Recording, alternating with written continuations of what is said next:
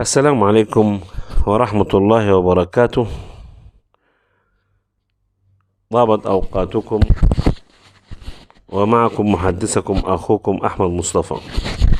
أولا أتمنى لكم الخير جميعا، إخوتي وأخواتي وأولادي وبناتي، وأتمنى لكل السامعين أن يبارك الله لكم في أولادكم وفي ذرياتكم وفي أحبابكم وفي صحتكم وعافيتكم، وأن يكف عن مصرنا الحبيبة وعن بلادنا العربية جميعا وعن جميع بلاد العالم الوباء والبلاء، وأن يعم الرخاء، وأن يحفظ الجميع وجميع مرضى العالمين، وربنا يشفي كل مرضى المسلمين في مصر والمسيحيين، وربنا يشفي عن كل مريض مهما كان اعتقاده وجنسه ولونه، لأن المرض ده والموت لا شماتة فيهما ولا فرح ولا سعادة ولا قصاص، لأن المرض والفرح والحزن والموت بيد الله سبحانه وتعالى. فاللهم لا تجعلنا من الشامتين ولا من اللاعنين ولا من السبابين. ربنا يجعلنا إن شاء الله من الصالحين الفالحين جميعا، وأن يرضى ويرضى عنكم الله وعنا جميعا، ويرحم أمواتنا وأمواتكم جميعا ووالدينا ووالديكم. إخوتي الأعزاء وأخواتي، أنا كلمتكم في الفيديو اللي فات عن ليه حدث الربيع العربي وإيه الأسباب، وليه أمريكا أيدت بقوة وخاصة الحزب الديمقراطي بقيادة باراك أوباما وكلينتون، هيلاري كلينتون، وليه أيدوا الإخوان المسلمين في مصر، وأيدوا إيران الملالي بتوع إيران، وأيدوا رجب طيب أردوغان بتاع تركيا وحزب العدالة والتنمية في تركيا. كل هذه الأحداث أنا قلتها لكم في الفيديو اللي عدى ده، وقلت لكم إن أنا هعزز كلامي ب3 فيديوهات متسربين عالميا يثبتوا صحة هذا الكلام من CIA في أمريكا. أنا ما جبتش حاجة من عندي، ده هم اللي بيفرجوا عن بعض الأحداث السرية أو بعض المستندات أو بعض الوثائق، أو بيبقى لمصالح زي إن موضوع الانتخابات، وكل حزب عايز يفوز فبيذكر المساوئ بتاعة الحزب الآخر وبيسرب له أشياء، وهي دي لعبة المخالفات اللي أنا بعتبرها لعبة المخالفات في الانتخابات، سواء في أمريكا أو في غير أمريكا، وحتى في مصر. لما احنا بنشوف الانتخابات بنشوف إشاعات كتير وأقاويل يعني وأحداث، وده يشتم وده يسب وده يطلع على ده إشاعة وكده، في أشياء هم بيعتقدوا إنه هينجح بيها، ولكن اللي اتكتب غلب عند رب العالمين. الشيء الثاني اللي أنا كنت عايز أنوه ليه برضو، إنه أنا طبعا على فكرة هو انتشرت امبارح أحداث بتاعت الوثائق اللي نشرها، أمر بنشرها دونالد ترامب الرئيس الأمريكي، وهي اسمها وثائق سرية بتاعت الإيميلات بتاعت هيلاري كلينتون لما كانت وزيرة خارجية وكان الرئيس أوباما. فأفرجوا عن الوثائق دي امبارح أو أول امبارح وانتشرت، وهم تقريبا 30,000 وثيقة أو 30,000 إيميل معمول عليهم الفضايح، وفي حاجات كتير هنعرفوها في الأيام اللي جاية. لكن أنا سبقتهم بالحدث اللي أنا قلت لكم، أنا ناشر الفيديو قبل ما تيجي الوثائق دي، ولذلك هسيبكم أنا مع ال3 فيديوهات، مش هطول عليكم، هنشرهم ليكم في الفيديو ده. ولكن اللي أنا عايز الجزئية الأخيرة اللي أنا هقولها يا جماعة، في حاجة مهمة جدا أنا هقولها لكم، واعتبروني إن أنا يعني إيه إنسان لا بعلم الغيب ولا بتنبأ، ولكن توقعات مما تقوله التقارير العالمية والغربية، انه نجاح ان شاء الله، يعني ترامب ينجح ان شاء الله، ان شاء الله ينجح، لانه في مصلحتنا انه ينجح كعالم عربي، ما عدا قطر وتركيا وايران مش عايزينه ينجح. فنتمنى ان شاء الله نجاحه، وطبعا باذن الله ينجح.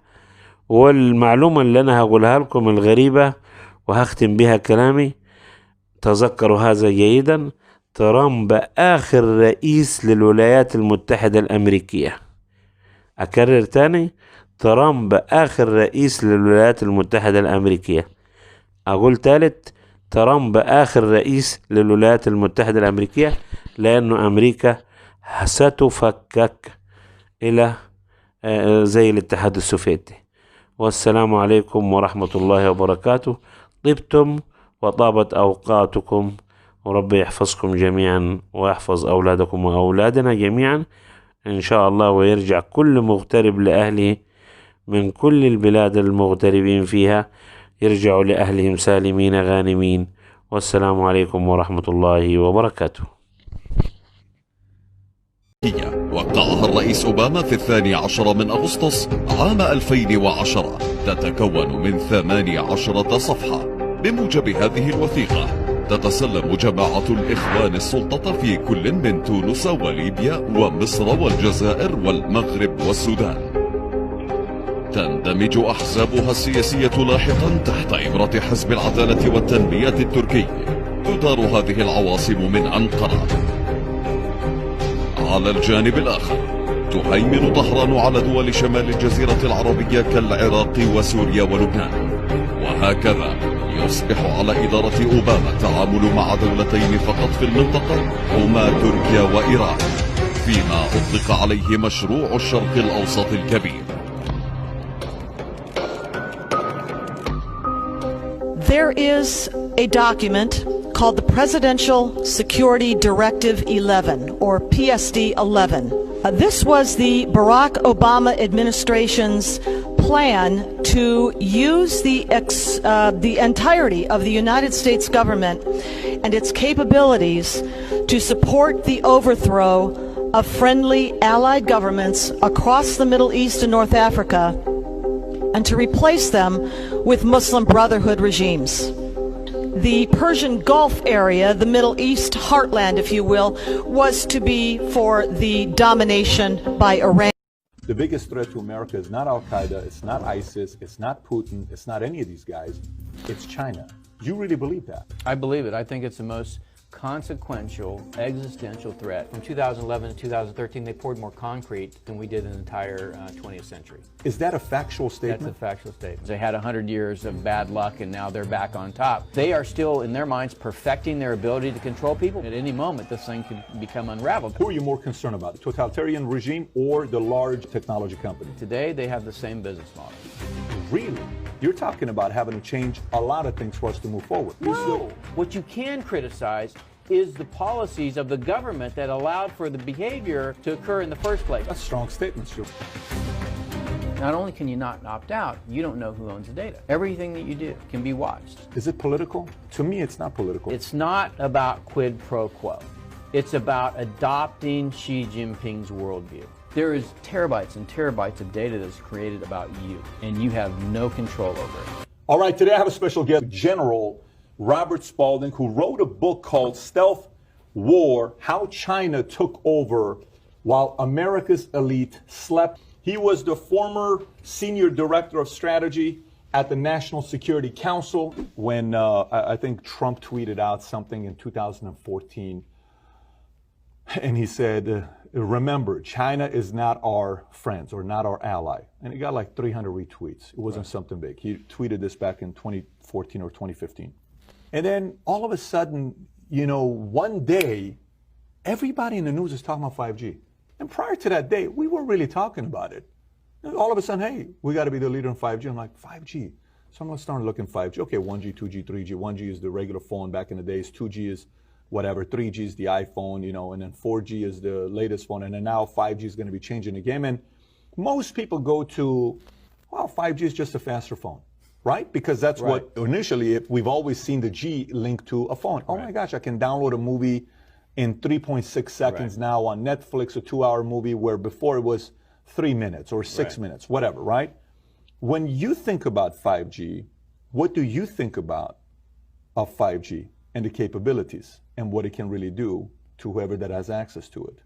That's a good question. So if you go back to 2007, when the iPhone came out. 2007. The top 5 in market cap were AT&T, General Electric, Microsoft, ExxonMobil, and Shell. Right? The phone comes out in 2007. I had one, 3G network. It's not a very good experience. 4G network comes out. By the way, we're the second country in the world to build a 4G network. Now you've got something, right? So when Steve Ballmer laughed at Steve Jobs, said, we don't need one of those. When you took the platform, which was the iPhone, and you married it up to the 4G network, which was the pipe for data, and it was a fast enough pipe, now you could create the apps, services, and business models that in 10 years led to the top 5 in market cap being Facebook, Amazon, Netflix, Google, and Microsoft. Right? So the Chinese see this and they're like, the platform and the pipe. So the smartphone, this iPhone, which was the first one, then Android. So Apple and Google, right, dominate the mobile platform that the app services and business models of that economy are built on. Now look at the iPhone. It's a hardware, software, tightly integrated, closed-walled system like Steve Jobs liked, and the data was encrypted. Why was the data encrypted? Why did San Bernardino happen? Because Apple's an American company, right? They know you want privacy. They encrypt their phone. So now you've got the platform, and Android also went on to encrypt their platform. So both encrypted, right? So private devices. Take the cloud away from it. Just look at the device itself. Sure. It's meant to be a private device. Right. Why? It's American product. Fast forward, to 2009. China starts to look at that. Says, okay, we want to dominate the next level, right? Not just the technology. We want the apps, services, and business models to be Chinese companies. And so Huawei gets hundreds of billions of dollars to develop 5G and ZTE. But then you have Baidu, Alibaba, and Tencent. So they're behind the Chinese firewall. They're protected. You can't have the fangs going in there. It's just the bats that control the e-economy within China. And then you start, at the same time you're developing 5G, right, the platform, and I'll get to that in a second, but you're also developing Baidu, Alibaba, and Tencent. So now when you walk into, and you're starting to see the emergence of the 5G world in China. So you walk into a restaurant after you've ordered your food, and a camera picks you up, and you say, hey, David, welcome, here's your food, right? So you're starting to get the feel of what a 5G world is. And what is a 5G world? The platform is the network. So this is mobile computing paired with a pipe. 5G is computing and networking combined on the same platform. So this goes away. You walk outside your door and you say Uber. You don't get on your phone and say, I want an Uber. You just say Uber. Camera picks up your face or a microphone picks up you. Come on. That's what 5G is. That's what 5G is. And then the Uber shows up. There's a camera on the car that sees you, knows who you are, don't have to ask you your name. You get in and you go to wherever you want. You get out and you go do whatever you want. So in this world, in the 4G world, this is a platform. It's yours, right? You don't want to be part of that, all of that data. Remember we just talked about how do you influence society? You don't want all that data to be out there about what you're doing. Just don't carry one of these, right? Just opt out. In a 5G world, you cannot opt out. Who owns the data? This, you could conceivably say, you lease the data on here you own. If you're getting Google services, you don't own that data. But in the 5G world, not only can you not opt out because it's built around the city, it's not in your phone anymore. Not only can you not opt out, you don't know who owns the data. Everything that you do can be watched. And for every person by 2022, there's going to be, there's 2 cameras for every person. There's two people for every camera in China by 2022. They have 1 billion right now on surveillance. Right. 1 billion cameras in China right now. With artificial intelligence for facial recognition, right? So all of this is getting built right now in China. And who's helping them do it? Microsoft, Google, right? All of these companies that want to deploy this world into our country. So, Baidu, Alibaba, and Tencent, that's where the world goes. It goes from 2007, AT&T, GE, and Microsoft to the FANGs to the BATs, right? Who owns the pipes? Me as a B2 guy, the first thing I look at in the country is where's the telecommunications? Got to take that out, number one. But if rather instead of taking it out, you own or control it, so Huawei builds the pipes, then because you're behind the Great Firewall, you've built the app services and business models of the 5G world. And you're, like I said, you're already starting to see that. You know, where your facial recognition is built into your interaction when you go into a restaurant, or when you go into a store, or when you go into a bank. You know, everything's about, you know, the devices connected. Then as you build the network, then those proliferate. So 4G network, 10,000 devices per square mile. 5G network, 3 million devices per square mile. You're not going to carry 12 smartphones. You may not even carry a smartphone. 10,000 to 3 million? 10,000 to 3 million. That's what 5G does. The connectivity explodes. Right? So that allows you to put devices literally everywhere that can make your life more convenient or can track you. There's a bike in DC. It's called Mobike. Have you seen these things? They're silver and orange.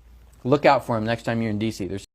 Because the news has been telling us that the cases are dropping massively in China, that Singapore has it under control. I read a whole article last night about how they're tracking everyone with their technology. They're using their mobile phones to find out who they had contact with, hunting those people down and quarantining them.